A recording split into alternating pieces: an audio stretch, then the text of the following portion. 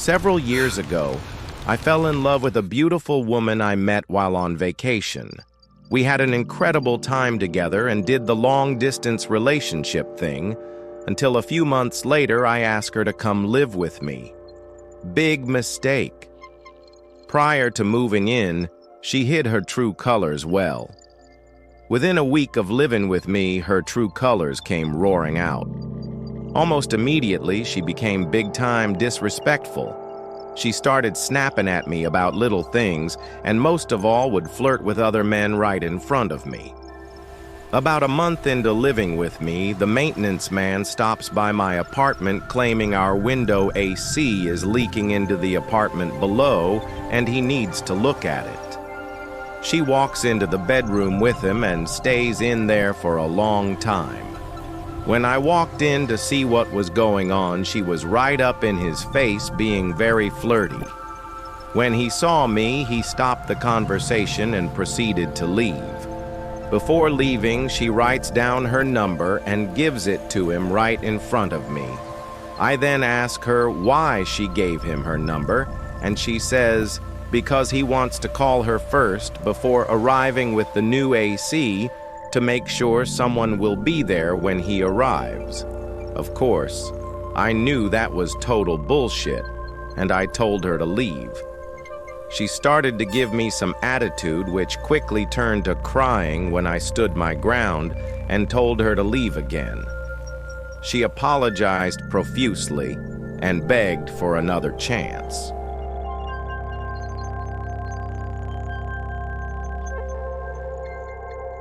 Let's pause here for a moment.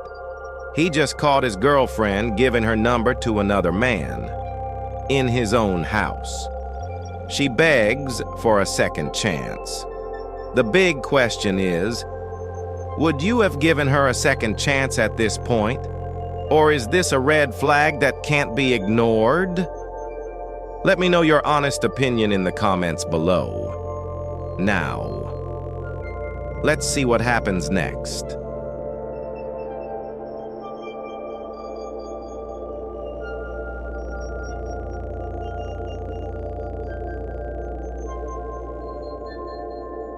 She spent the entire night crying and apologizing to me. The next week, she turned back into the super nice woman I first met, but I was still very suspicious of her.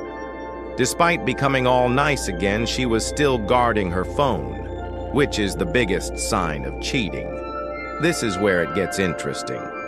I normally work a 12-hour shift at my job, 7 a.m. to 7 p.m. But that particular day I got off at noon. The second I arrived at home, I sensed something wasn't right. When I got out of my car, I saw my neighbors on their balcony looking at me rather strange. When I walked to the door of my apt, I see other neighbors coming out looking at me with a look of serious concern.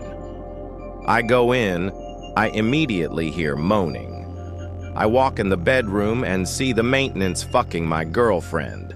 When she sees me, she yells, and he jumps off her. He charged right at me, hitting me in the face, knocking me to the floor. I reach in my pants and pull out my 9mm that I had just taken out of my car. As I'm wrestling to remove the safety, he continues to kick and punch me. This guy was huge. About 6 feet 5 inches, 250 pounds. When I removed the safety, I put 3 in his chest, and it didn't faze him as he continued to hit me. I managed to crawl to the bathroom and lock the door. He kicked the door open with one kick. I then just started firing at him until he went down. My girlfriend ran to the bathroom yelling at me. I was speechless because I knew that I had just killed him.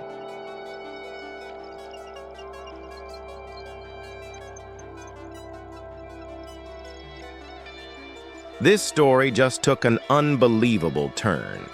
A simple case of cheating has ended in death. From a legal standpoint, this was ruled self-defense. The guy was much bigger, he attacked first, and the homeowner was bruised.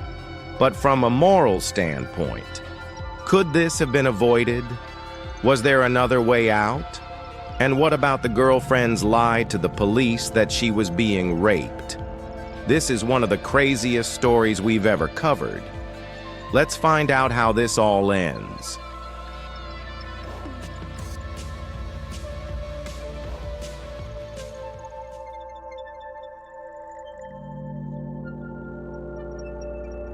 Within a few minutes, the police had arrived. The neighbors called them. The police detained me and took my gun. My girlfriend then starts telling the police she was being raped by the maintenance man, which was not true from what I saw.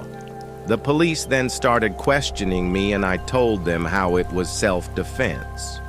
I explained how I was getting beat up by a much bigger man and had no choice.